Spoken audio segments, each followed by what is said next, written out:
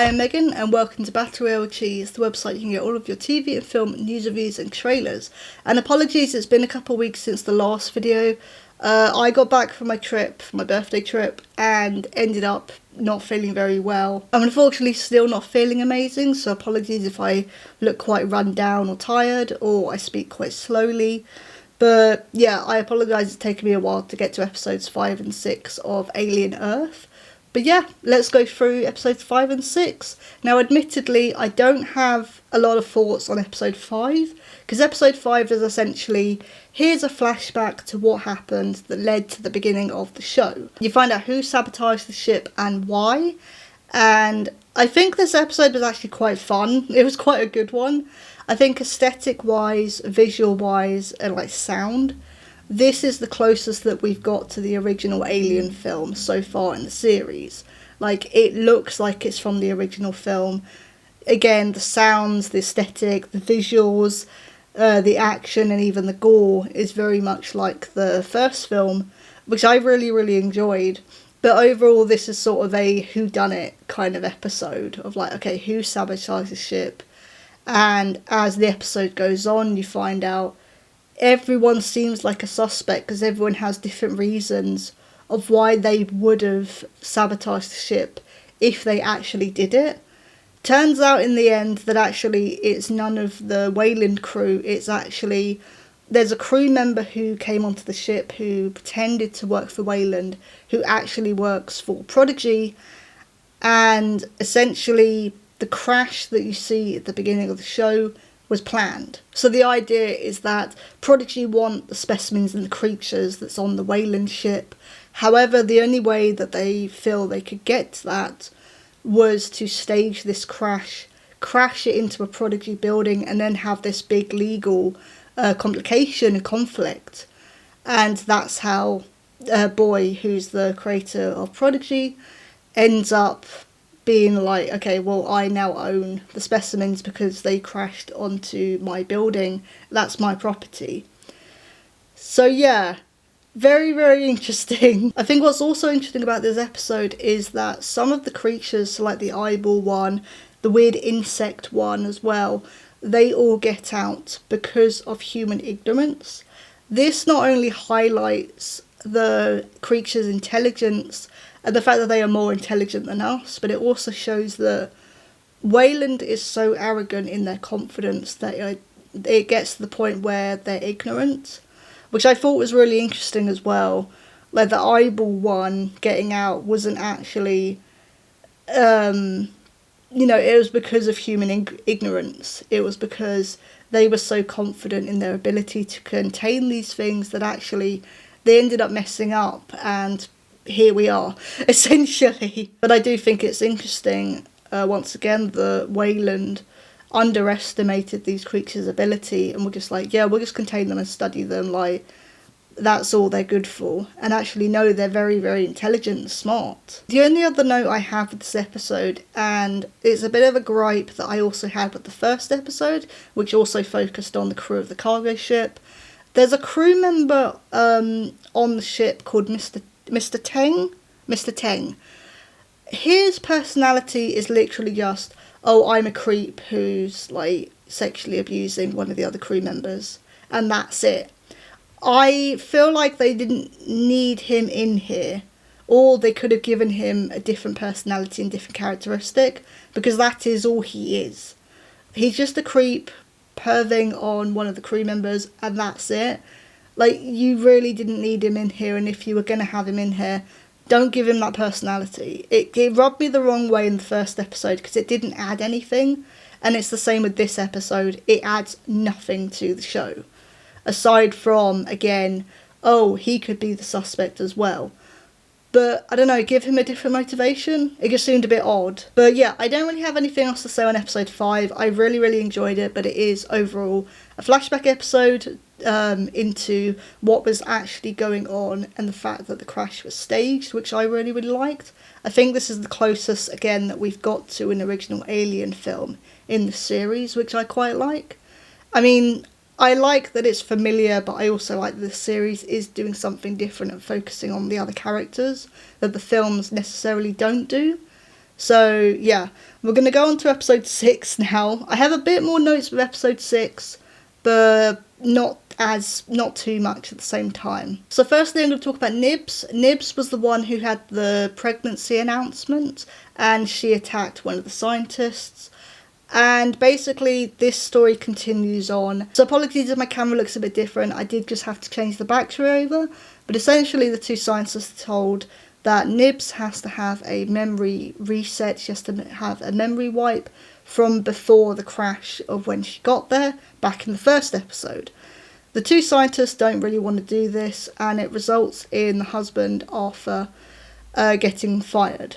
The other one does agree to it because she knows that if she's fired, she's off the island, she never sees her husband again, and that's it. So she agrees to it, and Arthur is packing up to be fired and leaving the island forever. So from this, this kind of branches off into two pathways. So the female scientist, Sylvia, does do the memory wipe. Wendy then goes to see Nibs immediately after she wakes up, and Wendy finds out that she's had a memory wipe. She doesn't know, they don't know that this can happen. And yeah, she tries reminding her and basically messes up and tries to remind her of what happened. Nibs has no idea what she's talking about, of course, and so she goes to see Sylvia and question her about it, and actually says, well, hang on a minute, if you know, Kirsch, who is one of the other cyborgs working in the lab, said, we are not human, we are something else, what did he mean by that? And Sylvia goes, well, he just says that he's a machine. And she says, well, if this is the humans that I am pretending to be now, then I don't want to be that. And then with Arthur, I'll get back to them in a minute because I have a theory on all of this, but Arthur basically helps Joe to get Wendy off the island.